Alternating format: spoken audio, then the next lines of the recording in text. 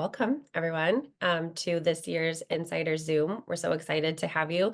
It's truly one of my favorite things that we do every year. I always learn so much and find so much value in this hour that we share together.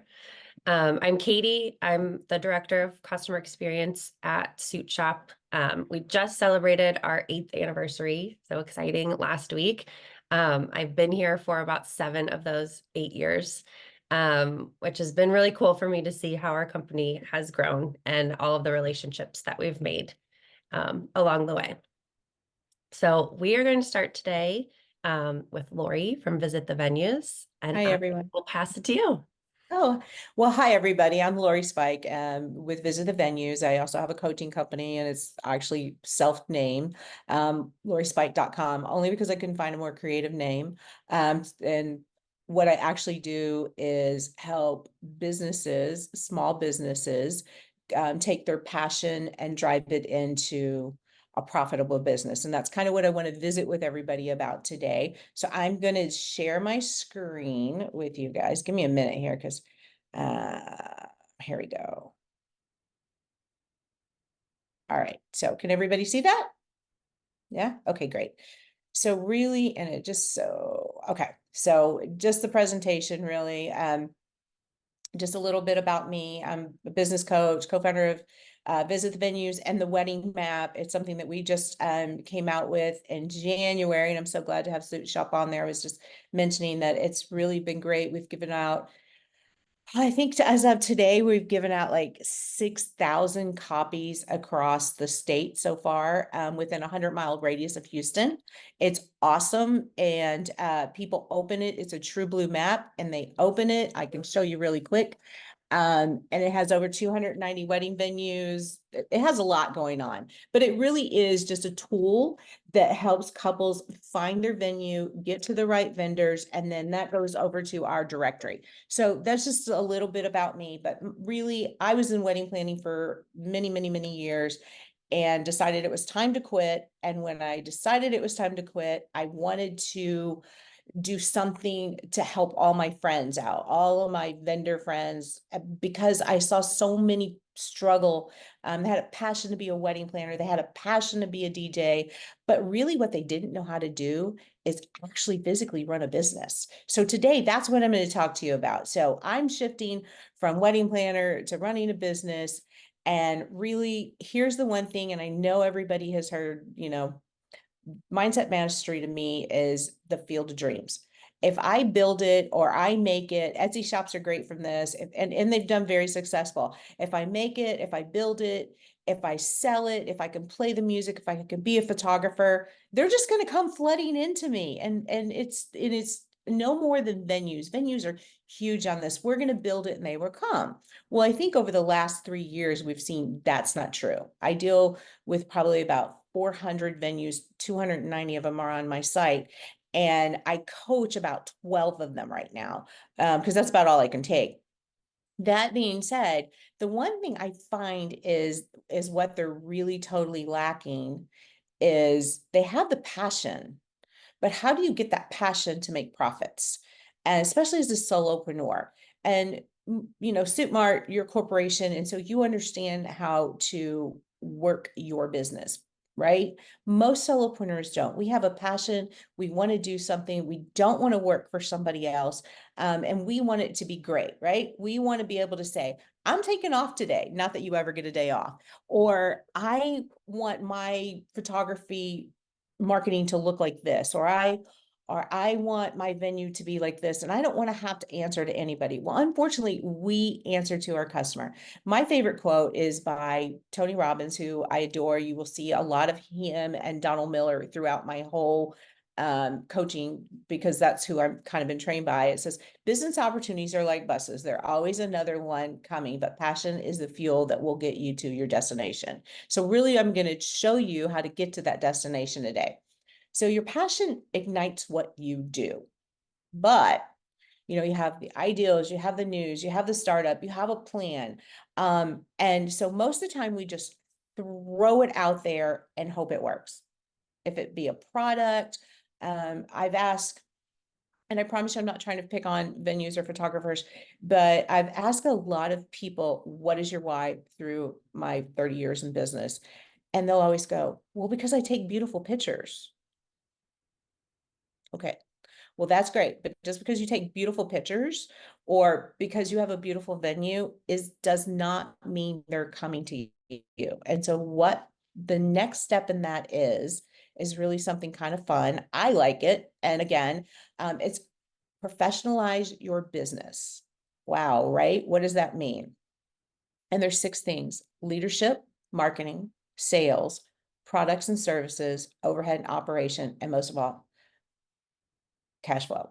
So really when we talk about this, I think your leadership is where we cast a vision for a company that includes economic priorities. What is your economic priorities? Most of us just say, we want to make a lot of money. We want to make money. This is what we have, and we're going to use it to make money. But we really don't understand. So we all make a mission statement. Oh, we're going to do this, and this is how we're going to treat our customer. So I'm going to challenge you to make a profit mission statement. We'll have this many sales by this amount of time, which is about a yearly. I say a year, especially if you're just starting up. We'll have this many sales by this time, and this will be how much profit we make. And that's a good way to gauge what you're doing. So if I want 100 sales and I want to make at least $200 off of each one of my sales, and I want to do this in a year. So that way I have it written on my wall, on my whiteboard, which I won't show you because it's a hot mess because my granddaughter came here. um, and so I have it written and I have to look at that every day. And then I have to do a self check.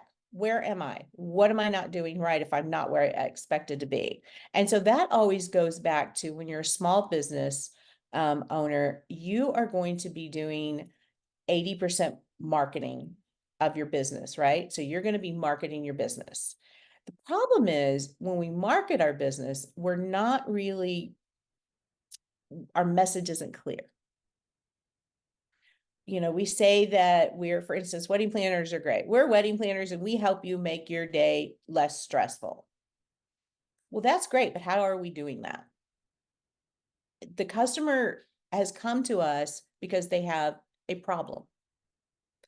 And unless we tell them in our marketing how we solve their problem, then they're moving on. So our marketing message needs to be extremely clear. And then sales. Here's another thing. You know, we install a sales framework that the customer is not always the number one. You know, to be quite honest with you, and I've made this mistake in my business for years until I figured it out. My product, my service that I was selling was always about how great I was and how I could make your day perfect, right? I never ever stopped to think to make my husband the hero, my customer the hero. Because they chose me, I felt like I was supposed to take over and do everything for them. That was a mindset that a lot of businesses have, and it was definitely one that I failed miserably at having. Until one day I realized this is not my day. This is their day, and I need to make them feel like they made the best decision they could for choosing me, hiring me, paying me. And how did I do that? So I flipped it around. I made them a hero of their own story. I became what I call their guide. Actually, what I called it was their fairy godmother. You know, and when I say this in a very strong way. Cinderella's fairy godmother gave her all the tools she needed to be successful at the ball. She didn't go to the ball.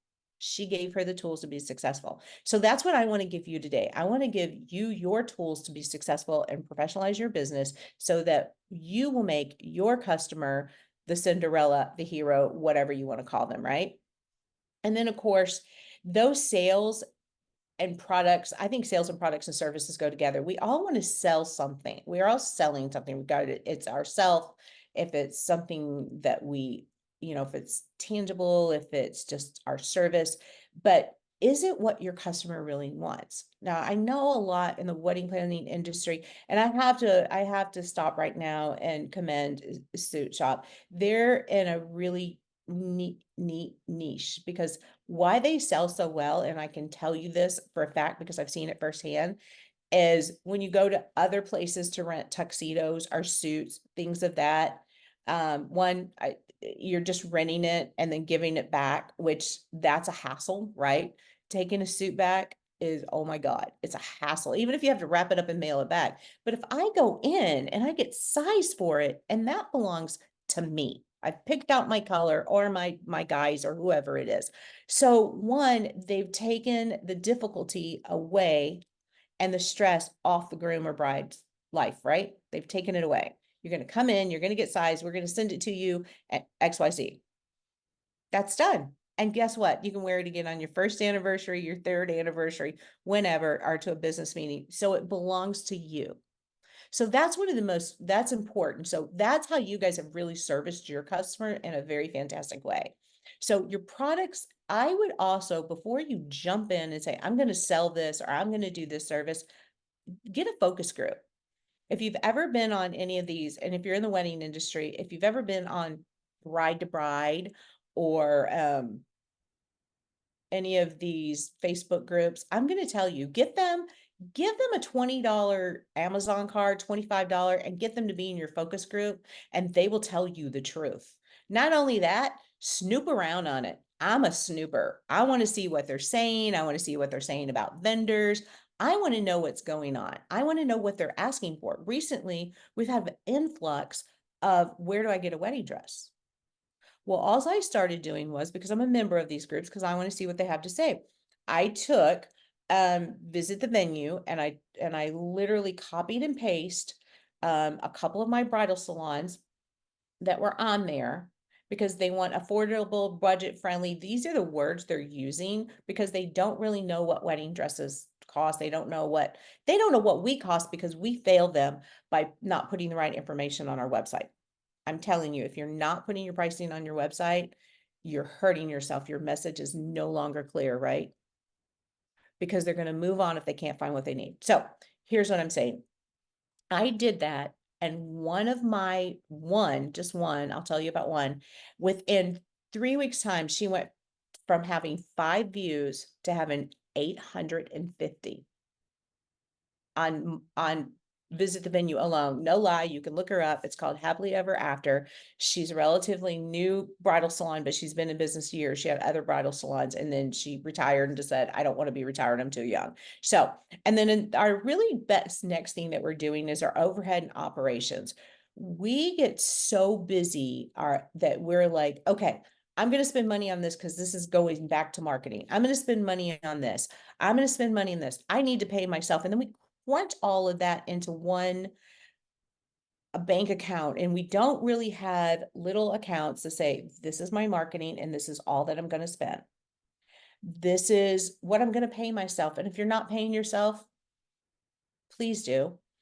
Also, I'm going to back up. If you're not an LLC or an S corp or one of those, talk to somebody and get that done. Protect yourself and buy yourself insurance. So those things go into your overhead and operations just as much as your Aaron Condon notebook or any of those things. You need to have everything lined out. And if you can't do it, I'm going to ask you to find a bookkeeper, or take a class. So cash flow. When you have a business, you need cash flow. How do you get that? Well, there's a lot of ways. There's crowdfunding. Sometimes it's just working for somebody else until you build up your cash flow, and then you start moving past that. So that's kind of where we are with that. And I won't take much more of your time. So here's where businesses fail. I wouldn't do you justice if I didn't tell you that. Lack of clarity into finding your economic goals. We've talked about that. Ineffective communication of service and products and marketing.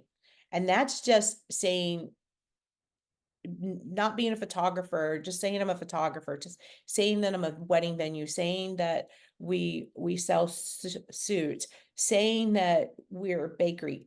That's not enough. What is enough is when you explain how couples should work with you. And that is on your website, that's on your brand, and what problems you're solving for them. It goes deeper than just, I bake cakes. What kind of cakes? Are you gluten? Do you do cookies? Do you do dessert bars? So make sure that you're communicating your brand, your products in a way that is not confusing, because when you get confused on a website, have you ever gone into a website and you can't find what you want? What do? I'm out of there. I do it every day. I do it every day. I'm like, and I'm worse than that. And I will offer anybody a 15-minute review of their website that would like for me to give one. I've actually taken coaching classes on that. You're neglecting to position the customer as the hero in the sales. It's about me. It's about me. It's about me. It's about me. It's not about you. I'm going to tell you, if one thing is on your website, the first thing is about me, put it to the back. What you should be putting is, your about me should be how I help you succeed at XYZ. Not that you have 2 kids, you like tacos, and you like to travel and you're a coffee fiend, right? They don't really care about that. They may want to know that later, but not today. Today, they want to know how you're going to make them successful at whatever product or services they're buying from you. What problem do you solve? It's really easy. And then another thing that we forget to do, and I'm going to go back to the website because it all comes from social media and website. That's where our everybody is today.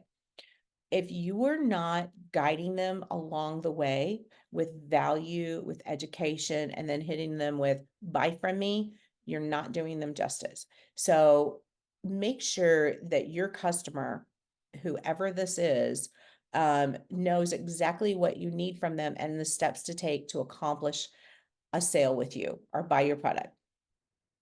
I'll give you a really good example. The other day, have y'all seen those Chanel patches that have hearts and kisses and things all over it? Well, I had this, she's on Instagram and I really liked her, but I never could figure out how to buy it from her. She showed them, she had reels, she said, like me, she said, buy me a cup of coffee. It said all of that. But when I clicked, guess what? I couldn't get to her. So guess what I did? I went to Etsy, found somebody and bought it from them and had it in 2 seconds. Why? Because Etsy was clear. Click here. This is how much it is. Buy it. And it got shipped to me. Clarify that message. Okay. So the next thing is your service and product. A lot of times we think it's a great idea, but it's not. So make sure that whatever you're selling is going to bring a profit. We do a lot of things because we like it sometimes, but that doesn't mean that the rest of the world likes it. So, and then sometimes you have to spin it in a different way. Because again, just because you build it doesn't mean they're going to come, right? And then inefficient management leads to bloated overhead and reduced productivity. And really, we all do this. We get so tied up in the busyness that we forget to be leadership and management, even of our own business. So how do we do that?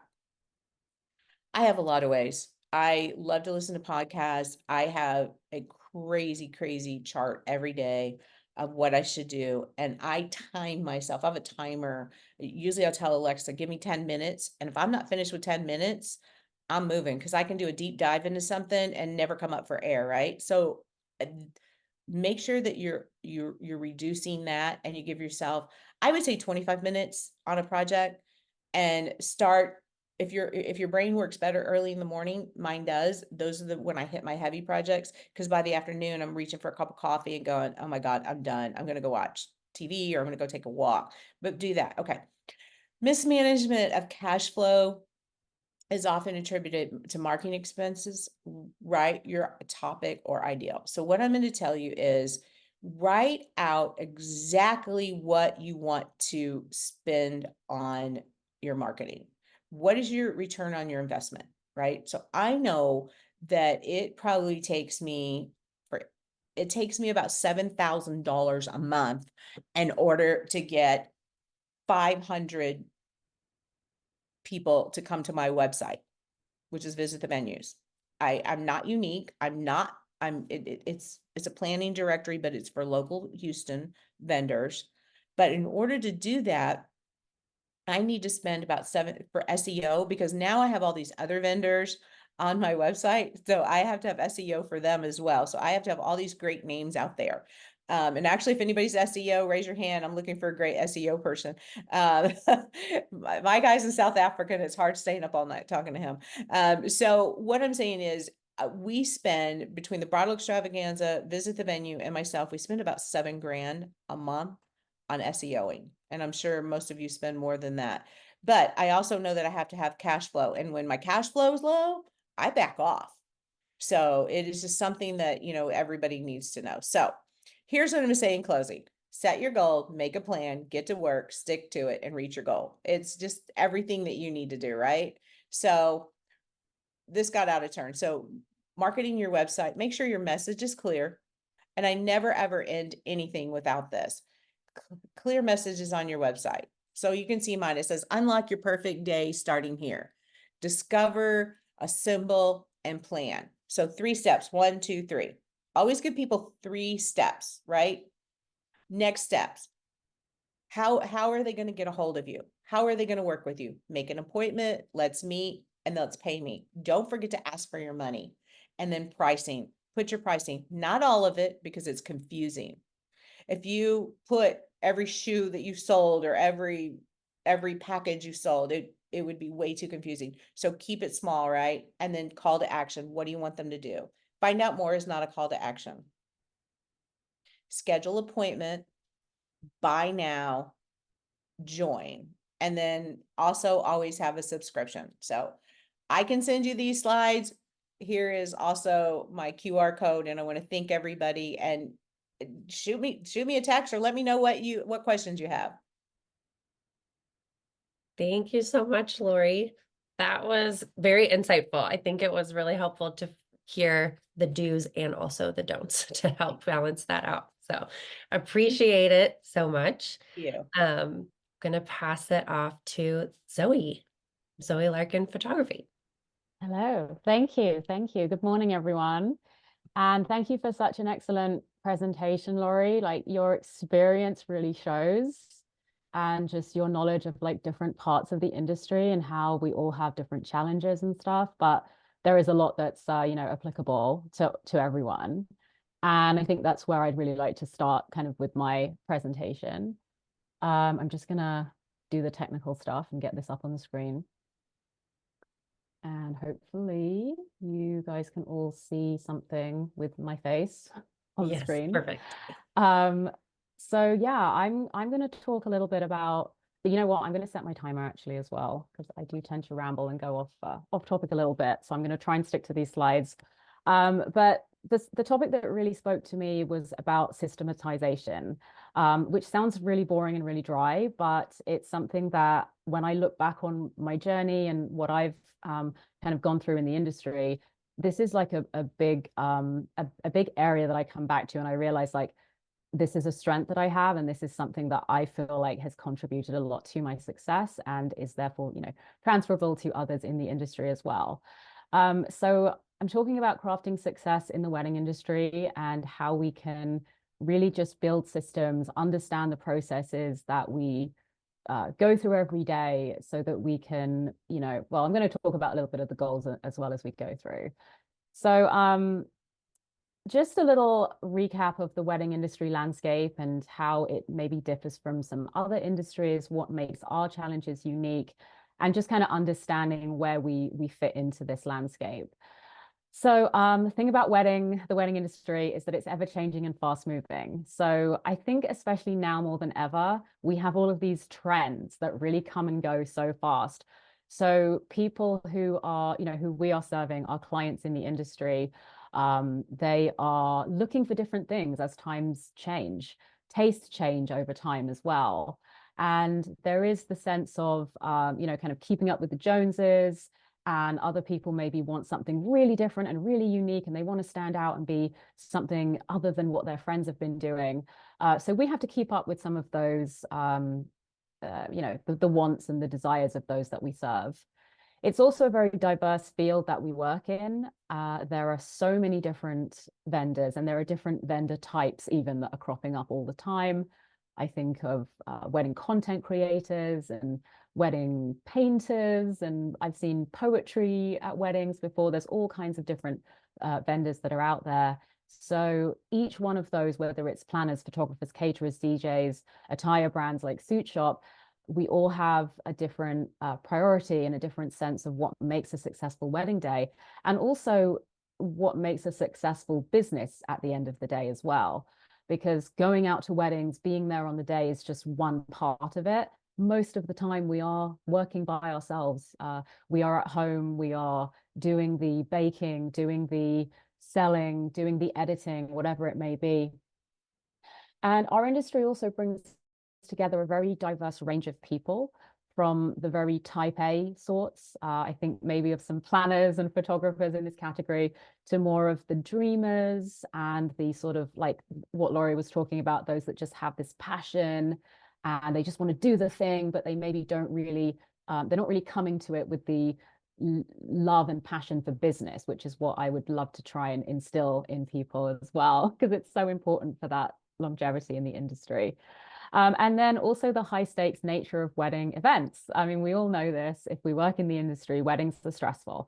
So anything we can do to reduce the overwhelm and to streamline our systems is a win. And those systems are both in the back end, the stuff that no one else sees apart from us, and then also what we do on the wedding day and how we show up if that is something that we do in our area. So just to kind of backtrack a little bit and explain to you guys about who I am and how I came to some of the realizations that I'm going to share with you guys. So back in 2017, this is when I first really started in the industry. I had the experience of shooting at San Francisco City Hall specifically, and the photos that I'm going to show here are from some weddings there. And why is this relevant? Well, I kept getting bookings there, and I slowly figured out that if I lean into the repeatability of this system, then I can really templatize my offering. And over time, I designed lots of different facets that all work together, that really target this one thing, which is just working at San Francisco City Hall and being a City Hall photographer. I do other weddings as well, but this is just where I want to sort of lead into what I'm going to share with you. So I designed a sales page for my services that has always ranked pretty high on Google, and I have always changed it over time. So it's coming back to that idea of it's a lot of the things that we do and the processes that we're going to form are not a set it and forget it. They are something that we have to revisit. We have to make sure that they still work, because they are supposed to be working for us. We do not work for them. So I have all these sales pages. I have a separate pricing and information guide. I have a separate, I do a sales presentation that's actually in video format. So that saves me a lot of time versus having to get on a call with everyone that inquires with me. I have a separate version of what I call my photography planning document. I have a separate referral list, guides, blog post. So the point I'm making is that the more specific and streamlined what I offer is, the more it comes across to the client as being for them. Like, this has been designed for them. This is exactly what they're looking for. It's a no-brainer. So through all of this, and this, definitely wasn't an overnight thing. This has taken me, 6-7 years to really get to this point now. But I realized the power of this repeatable process, as I would essentially, do the same thing every time. It was the same booking process. It was the same process on the wedding day. And in the case of, being a photographer, it was the same post-production process as well. And I think this really accelerated my learning. And I heard this, just a little pithy little quote that I heard on a podcast recently, which is that quantity leads to quality. And I really believe that. I think that if you have the opportunity to get that volume in, then you can really make some strides with your process of just upping your quality, because you really understand what people need, because you are dealing with so many of them, and you can adjust as you go, and you're essentially like your feedback loop becomes much shorter, because you're not waiting a year for that one wedding that you booked, and then you do it and then you forget what you said at the beginning. So it becomes a very repeatable and templatizable process because you have that that efficiency that you're dealing with everything in. So fast forward to the present, 2024, I've now photographed several hundred ceremonies at this one venue at San Francisco City Hall, as well as many others as well. I've built a team of associate photographers, so they are team members that also shoot weddings independently of me. In a typical year, we shoot between 100 and 150 weddings. That was our one of our biggest years was in 2022 when we hit that number, and about 90% of them are at this one venue. So I've templatized my offering and demonstrated my value so much that I no longer have pre-booking video calls with clients, even for regular weddings, but particularly with this type of service. It is just so templatized that people already have all of the information that they need. And of course, I can offer them help and very much a bespoke service, but not necessarily to sort of sell myself to them every single time on a call. That takes up the best part of an evening, to be honest. So drilling down into what is a system, and I found this definition, I think just on Google, but I really like it. A system is a group of interconnected parts working together for a common purpose. So I want you to remember the parts and the purpose, and we're going to like look at each of these separately and make it relevant for us in the working in the wedding industry. So the parts, what are the actual parts of this system? Like, what's an example of that? So you need systems for all these different things. So giving information to clients and prospects before they've even asked. And that's the part that I really want to highlight to you, because of course, we all have information on our website. We all have information in our emails, but it's really to be able to preempt what they are going to be thinking about next that can kind of help to set you apart and to make you that like no-brainer, choice. So this way you serve your clients by adding value. You gain more of your time back by over communicating and preempting their questions. And how, like, just to drill down further into like, well, how do I do that?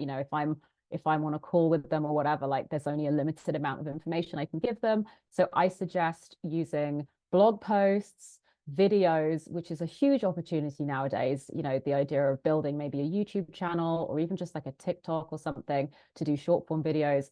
But whatever, blog posts, videos, emails, and I will say email templates, because you don't want to be writing things all like from scratch every time.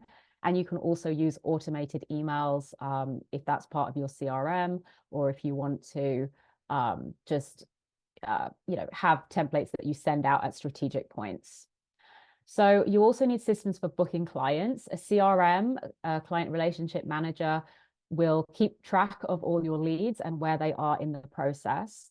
I also encourage everyone that works with clients to follow up with ghosters, or those clients that do not follow through. If you send them the information and then they drop off. I've booked so many clients that way because they have just forgotten to go ahead and book. And I followed up with them and they say, oh my gosh, like just went right out of our head. It's been a really busy time. Of course, I want to book with you. Also, you can get a scheduling tool if you do offer meetings with the clients. And I definitely do for like the final run through call that I do with my clients before the wedding. So all of that can be handled very easily with something like Calendly. And you also want to lay out all of those next steps for them. So just having something templated where you say, hey, this is what's going to happen now if you would like to go ahead. So the final thing that I'm going to suggest that you need a system for is your actions on the wedding day, for those of us that go out to perform a service on the wedding day. This really frees you up to be creative and to do your best work when you're not using your brain power to try to do something different and novel every time. And I think that's totally fine, because if you say the same things every time you're at a wedding, you make the same little jokes or whatever, like no one's going to know that you've said that joke 20 times before. So you don't need to reinvent the wheel every time you attend a wedding. You really just want to give yourself like the minimum amount of stress and give your clients the best experience possible. And you can only really do that, I feel like, if you have everything that you do drilled down and templated.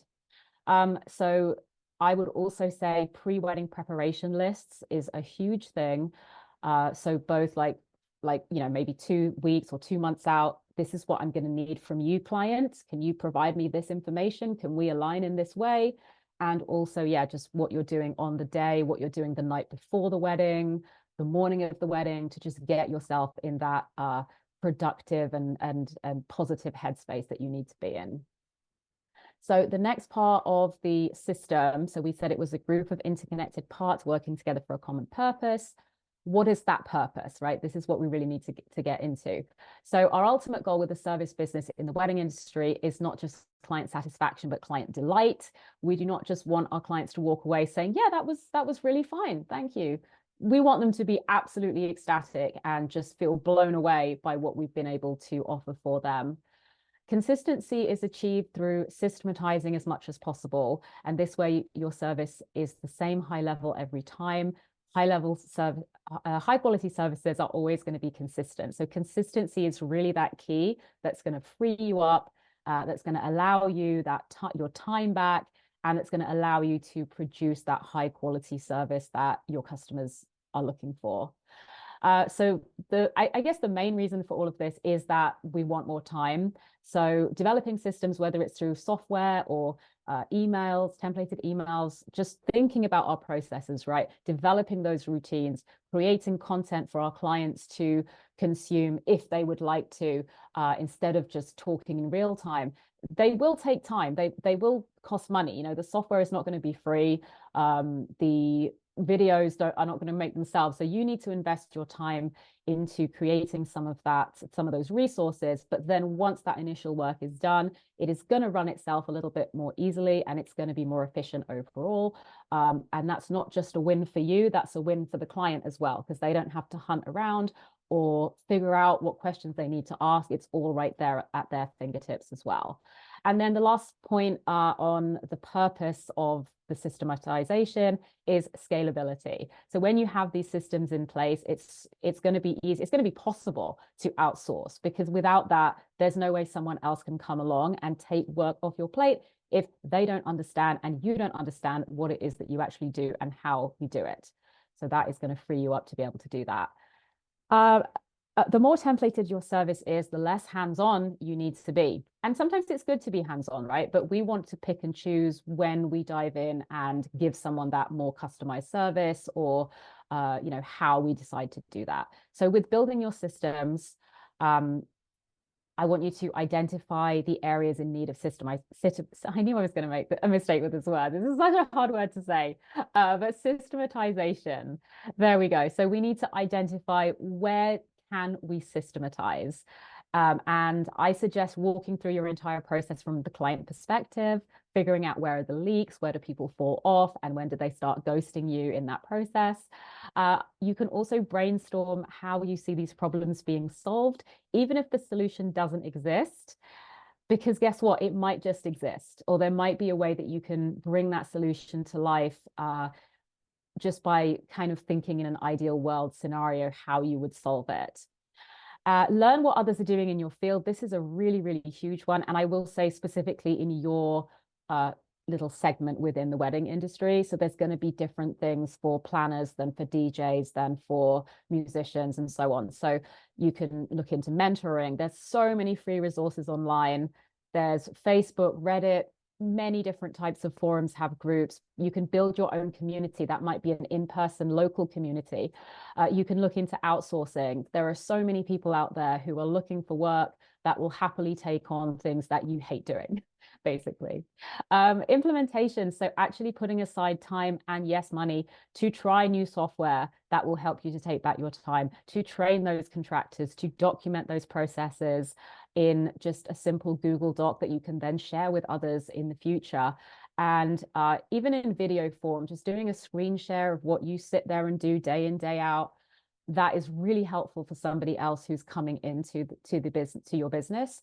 And Loom is a good one. I've used that before at a tech company I worked at. They would do everything on Loom, and then they could just easily share it between themselves. That is a simple screen sharing software. Or screen recording software, I should say. So a couple more things, and then I will move on, and I'm very close to the end. I'm sorry I'm going a little bit over time. Develop routines and keep them sacred. So what steps do you take the night before the wedding? What steps do you take on the wedding day? And it's okay to document those. You're not going to, it might feel a little weird to be that kind of anal about how you're doing things, but it really does help. And also look at the things that you do over and over again. Just look at how they could be managed, documented, and streamlined. Even talk to your spouse, your friend, someone who's maybe not even in the industry, because sometimes we are so deep in our own businesses that we can't see what could be done to help, you know, and to solve some of these problems that we're facing. So this is my last slide. In conclusion, systematization doesn't have to be daunting. Let's just move this a bit. Okay, so the best time to start systematizing is like 5 years ago or 10 years ago or 3 years ago or whenever you started your business. The second best time is right now. So the longer you wait, the more difficult it is, honestly. And I will say it's easier to start this process when you have fewer clients, when you're more at the early stage, than when you're already so busy, so rushed off your feet, and you're not going to have a lot of time to really start with all of these things that are going to ultimately make your life easier. So you get stuck in that little rut. And not having systems and processes in place can slow your growth. It really can, because you don't have the headspace, the bandwidth to do all of this. So you're just kind of stuck with it year in, year out. So remember that while it can be tough in the moment to implement and develop some of these systems, it is worth it for the long-term success of your business. And like we were saying, for the growth of your business, for the scalability, and for your own, like, getting some of your time back, which is going to help your mental health and stuff so much. And keep trying and continue iterating. So it's not always going to be this fantastic linear trajectory of growth and everything's just going tremendously from day one. The first hire that you make probably won't work out. It would be a miracle if everything just like worked instantly from the beginning. But you know, people may come and go, may leave the team. I had this happen to me recently with the editor that I had been using for 3.5 years, just stopped, you know, just business is ending today. So it was like, oh, okay. So, you know, you're going to have those kinds of setbacks along the road. The first hire you may not work out. The first CRM that you try, or insert any software here, may not be for you, but just keep going and don't give up. And that's it from me. Thank you guys for listening. And I'm going to hand it back to Katie. Thank you, Zoe. I took a lot of notes during that. Really good takeaways. So thank you for that so much. Lastly, certainly not least, I'm going to pass it over to Megan. She is SuitShop's Director of B2B and Partnerships. Thank you, Zoe. I feel like a lot of what you just said resonated with a lot of the SuitShop team. So, yes, sounds great. So let's see. Let me share here. Let's do this. Can you see my screen? Yes. Yes. Okay, thanks. Yep. Thanks. Okay, great. Okay, so today we're going to talk about easy money. Everybody loves money. But first, thank you everybody that's watching now live, and then everybody that will end up watching the recording, which is awesome, and nice references to go back to. Thanks, Katie, Lori, and Zoe. You guys gave such great information. So today, easy money, how to increase your profits with no upfront investment. And we're really speaking to bridal salons, venues, photographers, planners, advisors, and some other unique creators. So we're really going to focus on affiliate and dropship partnerships, and really specifically with affiliate partnerships today. I think that speaks really to a lot of our insiders. So to just go over and give you a little rundown, for affiliate partnerships, your journey is that you would be the affiliate. You as a wedding planner would be the affiliate. You share your ads, you share an affiliate link for a brand that you've partnered with, and you share your ads and links on social media and on your website. The customer will then click and purchase or convert, however the action is. Conversions are tracked, and then you're paid as an affiliate. Super simple, and it works really well. It's like you see here in the advantages, it's an easy lift. It's pretty hands-off. You just kind of plug it into the infrastructure you already have. The disadvantages, though, is it does take people off of your website and out of your universe, and you don't have full control over the customer journey, which we all know our brand is our journey. Like, our brand is everything to us. Our experience for our customers is everything to us. So really, when you are looking to partner, whether through affiliates or drop shipping, you really want to make sure you're vetting everybody, because you want your customers to be treated exactly how you want to. And so you need to make sure you're partnering with reputable brands. So on to dropship partnering and partnerships. So the journey is a little bit different. So there's a customer that then visits your store for your services.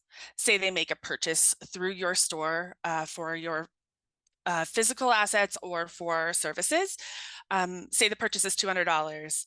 They purchase, you send the order over to the actual supplier. So for us, SuitShop,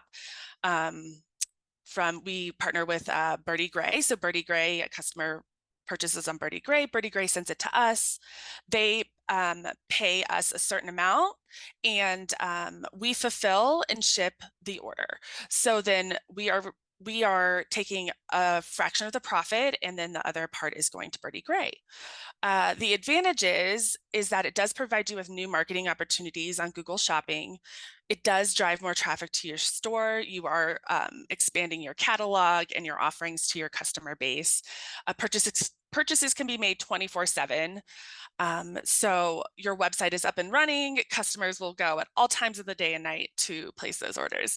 And the best part is that you're not investing in buying upfront inventory, which is huge for your bottom line, for your available cash spend, for inventory management, all of the logistics that go involved. The disadvantages, or the harder aspects of drop shipping, are that it's a bit more technical, and you will end up fielding customer service inquiries. For example, with Birdie Gray, we have templates that we've provided to them, so then they direct customers to us, so then we continue to have that journey with them on the back end. So like I said, I want to focus a little bit more on affiliate partnerships today. So the bottom line really here is that you're sharing links for brands, and then the brands pay you. This covers both selling products, but also services. I've highlighted a couple on this slide. So Desi, Lovely Bride, Minted, Unbox the Dress, and Offbeat Wed. Again, the reason I wanted to focus on the affiliate partnerships is because a lot of our insiders, planners, venues, photographers, advisors, creators, you are the ones advising and connecting with your couples, and you're creating content. I see a lot of photographers reviewing venues or doing a write-up on a wedding that they did. You're hosting planning sessions and open houses. You're advising your customers on where to go based on relationships that you've built. So a couple of great partnerships that I wanted to highlight is Offbeat Wed at the bottom of this slide. You can't see it unless you zoom in, but she has a header. Ariel from Offbeat Wed has a header that says, this post features affiliate links. So if you purchase anything after clicking a link, we may receive a commission. These paid links are to help our website run for free, and so everyone can enjoy it. So I love that just like blanket disclosure, like transparency, that's who we are. And I think everybody this day and age can also appreciate that. We know that's how things are going.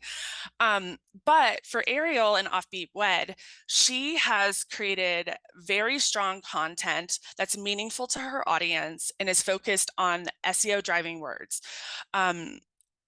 It's funny enough, her actual highest paid affiliate partner is mattress companies, which is funny. But appropriate, I guess, when you're getting married. So, and also in terms of SEO driving words, and I think on our insider event 2 years ago, Diana did a whole presentation on SEO driving opportunities. So refer back to that for sure. So with affiliate partnerships and linking, I am a huge fan of best of lists. Well, that's really where you're going to start to see these affiliate links go through. We have from Suit Shop, Men's Health, GQ, anything like that, that is saying best of suiting for 2024, and they post us in there. It certainly is an affiliate link. Something I found during this research portion was a site called Authority Hacker. Disclosure, I have not vetted them. I don't know anything about them, but they gave a great list. And I think when you do Google those best of lists, you know that the motivation, besides just sharing data, is that they are going to be paid on who they are linking to. So you do have to do your own back-end vetting. But Authority Hacker gave us some great information as far as some wedding specific brands that have great affiliate partnerships and programs. And I have all this linked and I'll share it. Some of the big brands that they highlight are Minted, Etsy, Zola, Beholden, Zales. And I really wanted to highlight Minted in that they have a huge offering of affiliate programs. They have a photographer specific program, a fundraising program, a wedding planner program, and then they have a venue program, which I thought was really cool. Their venue program provides some great discounts for their partners to extend to their couples, which is exactly what we do through our insider program as well. The other really cool part, so they have let's see here. So some member discounts, 35% off save the dates, 25% off all wedding collateral assets. That's not really wedding verbiage. And then custom design services. And they also allow for a free wedding website upgrade and custom URLs for their clients. But through the program as well, what they do for the venues that they partner with is they provide a custom venue illustration, which is amazing. Then you can then use it as part of the couple's save the date or invite, or even the venue can use it for social and other representations for themselves. So I'll share a bunch of different lists about affiliate opportunities that I've found in some other podcasts and stuff like that that will be really helpful if you are interested in exploring that portion. All right. So slide 5, drop shipping. So we have 2 really great successful drop shipping partners. I just wanted to highlight these 2, the Tie Bar and Birdie Gray. So obviously this is a little bit more retail focused, but I certainly encourage you that if you have other skill sets that you want to tap into and you're within the wedding industry, you can always start a dropship store with Shopify and connect to a bunch of different vendors. And then, you can sell all the wedding accessories for brides and bridesmaids you want. But otherwise, salons and formal wear stores, this will be really handy for you. You can, again, use Shopify and connect through Caro. There are other platforms called Fabric for people that are not on Shopify or brands that aren't on Shopify to connect stores, online stores, to be able to have dropship partnerships with. And again, you can broaden your offerings through accessories, gifts, bachelorette,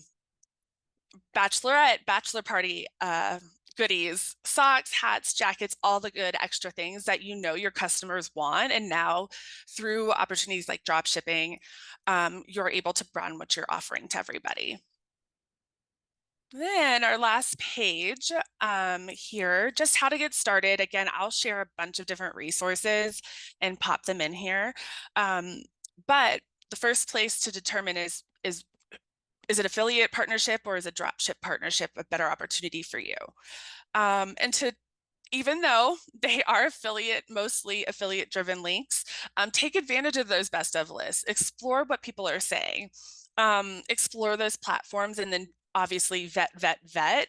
Again, back to your name and your representation and your customer's experience is so important. So you really do want to vet everybody you're working with.